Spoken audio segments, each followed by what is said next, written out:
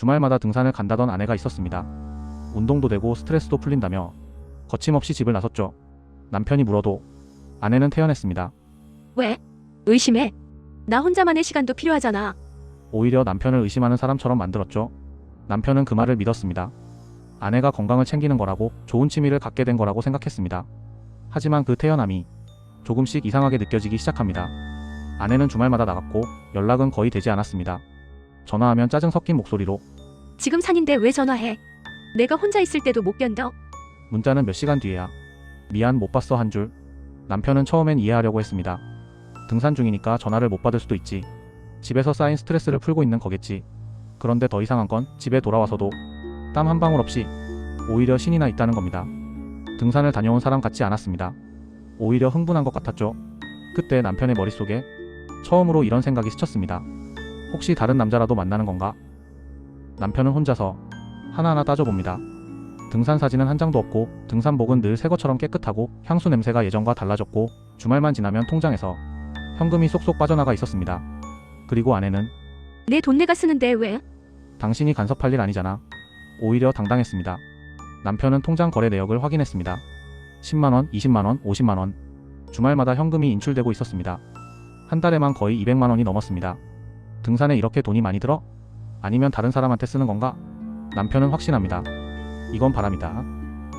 그러던 어느 날 동네 지인과 우연히 이야기를 나누다 이런 말을 듣게 됩니다. 그날 그 시간에 아내분을 산에서 본 적은 없는데요. 저도 거기 자주 가거든요. 평범하게 나온 말이었지만 남편의 머릿속은 그 순간 얼어붙습니다. 역시 거짓말이었구나. 남편은 더 이상 참을 수 없었습니다.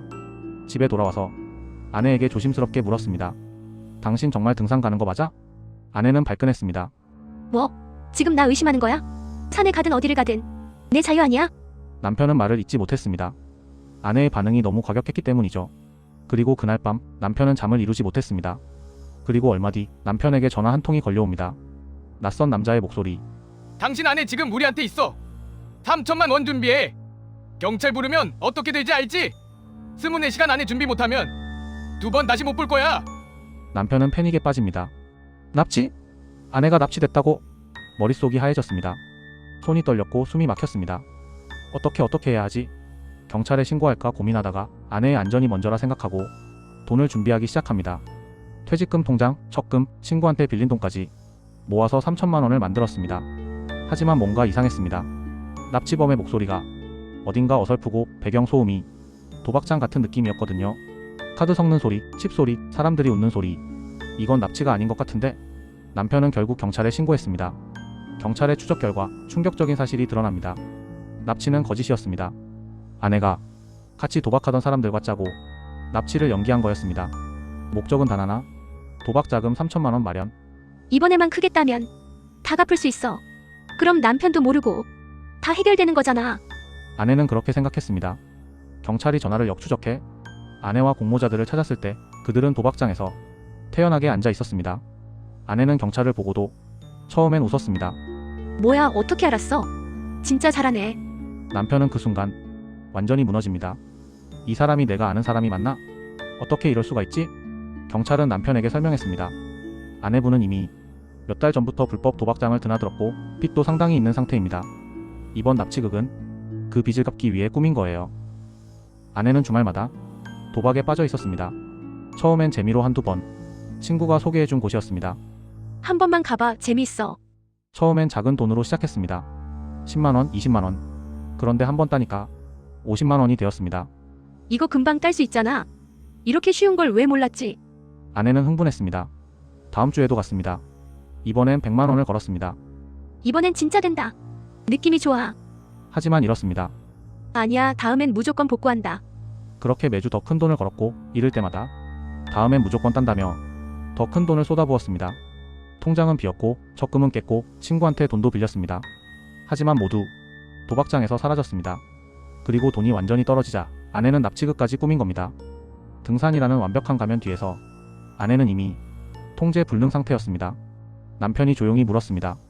납치극까지 꾸며 3천만 원을 그렇게 받아내려고 나한테 그렇게까지 할 수 있어? 아내는 처음엔 발뺌했습니다. 난 몰랐어. 걔네가 한 거야. 나는 그냥 도움을 요청했을 뿐이야. 하지만 증거를 들이대자 아내는 오히려 화를 냈습니다. 그래, 내가 했어. 그게 뭐 어때서? 어차피 금방 따서 몇 배로 갚을 수 있었어. 당신이 돈을 안 줘서 이렇게라도 해야 했잖아. 내가 돈 좀 달라고 하면 뭐라고 했어? 또 뭐에 쓰려고? 그랬잖아. 남편은 할 말을 잃었습니다. 아내는 계속 말했습니다. 나도 내 인생이 있어. 내가 원하는 대로 살 권리도 있고. 도박이 뭐가 나빠? 이번만 따면 다 해결되는데. 남편은 그제야 알게 됩니다. 이건 반성이 아니라 완전한 중독이라는 걸. 아내는 자신이 잘못했다는 생각조차 하지 않고 있었습니다. 그 일 이후 아내는 집을 나갔습니다. 잠깐 바람 쐬고 올게. 머리 좀 식히고 올게. 하지만 돌아오지 않았습니다. 하루, 이틀, 일주일. 연락도 끊겼습니다. 남편은 미치도록 찾아다녔습니다. 경찰에 실종 신고도 했고 아내의 친구들에게도 연락했지만 아무도 몰랐습니다. 최근에 연락 못 받았어요. 저도 요즘 통화 안 했어요. 친구들도 아내와 연락이 끊긴 지 오래였습니다. 남편은 아내가 자주 가던 카페, 자주 가던 마트, 친정 근처까지 다 찾아다녔습니다.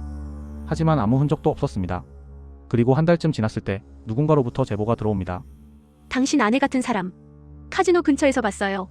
확실하진 않지만 옷차림이나 분위기가 비슷했어요. 남편이 직접 찾아갔습니다. 카지노 주변, 허름한 여관 골목, 낮인데도 어두컴컴하고 네온 사인이 깜빡이는 곳, 그곳에서 아내를 발견했습니다. 머리는 산발, 옷은 며칠째 같은 옷, 눈빛은 초점이 없었습니다. 얼굴은 해숙했고 손톱은 깨져 있었고 신발은 더러웠습니다. 남편은 그 모습을 보고 눈물이 났습니다. 여보, 여기서 뭐해? 왜 연락도 안 하고? 아내는 남편을 보고도 놀라지 않았습니다. 오히려 귀찮다는 듯 말했습니다. 왜 왔어? 나 혼자 있고 싶다고 했잖아. 남편이 물었습니다. 여기서 뭐하고 있어? 밥은 먹고 다녀? 어디서 자? 아내는 대답했습니다. 카지노 주변을 맴돌며 숙식을 해결하고 조금이라도 돈이 생기면 다시 도박장으로 들어가고 있었습니다. 여관에서 자고 편의점에서 끼니를 때우고 낮에는 도박장 앞에서 돈을 빌려주는 사람들을 찾아다니고 밤에는 도박장에 들어가 마지막 돈까지 걸고 있었습니다. 남편이 말을 걸자 아내는 이렇게 말했습니다. 오늘은 느낌이 좋아. 이번엔 진짜 딸 수 있어. 그러니까 방해하지 마. 그 순간 남편은 깨달았습니다. 이 사람은 이미 돌아올 수 없는 곳까지 가버렸다는 걸. 남편은 아내를 데리고 집으로 돌아왔습니다. 아내는 처음엔 저항했습니다. 나 안 가. 여기가 더 좋아. 하지만 남편은 포기하지 않았습니다. 제발 한 번만 더 기회를 줘. 우리 다시 시작하자. 치료받으면 나아질 수 있어. 아내는 결국 따라왔습니다. 집에 돌아온 아내는 며칠 동안 방에만 틀어박혀 있었습니다. 남편은 도박 중독 전문 상담센터에 연락했습니다. 아내가 도박 중독인 것 같습니다. 도와주세요. 상담사는 말했습니다. 중독은 질병입니다. 본인이 치료받겠다는 의지가 있어야 치료가 가능합니다. 남편은 아내를 설득했습니다. 제발 치료받자. 우리 다시 예전처럼 살 수 있어. 아내는 한참을 고민하다가 고개를 끄덕였습니다. 알았어, 한번 해볼게. 남편은 희망을 품었습니다. 이제 괜찮아질 거야. 우리 다시 시작할 수 있어. 치료는 시작되었습니다. 매주 상담을 받고 집단 치료 프로그램에도 참여했습니다. 처음 2주는 순조로웠습니다. 아내는 집에서 잘 지냈고 상담도 빠지지 않았습니다. 남편은 안심했습니다. 정말 나아지고 있구나. 이제 괜찮아질 거야. 하지만 3주째 되던 날 아내가 사라졌습니다. 상담 약속 시간에도 나타나지 않았고 집에도 돌아오지 않았습니다. 남편은 또다시 미치도록 찾아다녔습니다. 그리고 그날 밤 아내한테서 전화가 왔습니다. 미안, 나 또 왔어. 남편은 알았습니다.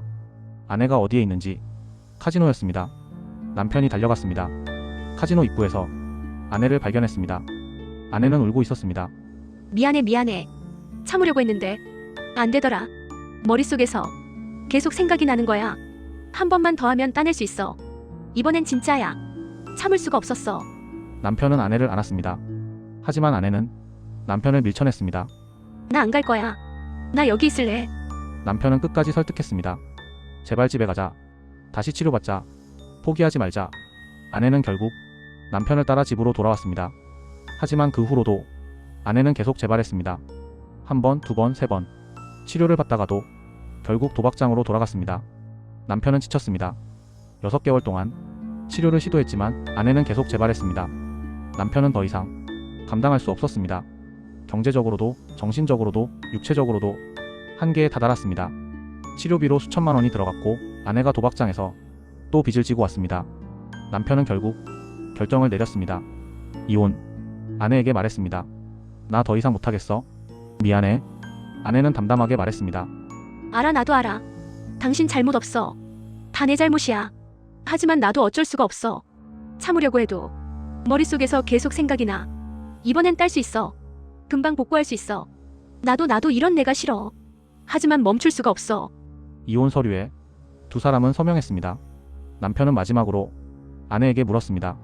이제 어떻게 할 거야? 아내는 대답했습니다. 모르겠어. 아마 다시 거기로 갈 것 같아. 그리고 아내는 집을 나갔습니다. 그 이후로 남편은 아내를 보지 못했습니다. 이혼 후 1년이 지났습니다. 남편은 가끔 아내 소식을 듣습니다. 지인을 통해서 우연히 누군가한테서 당신 전 부인 아직도 카지노 근처에 있대요. 아내는 여전히 카지노 주변을 떠돌며 살고 있습니다.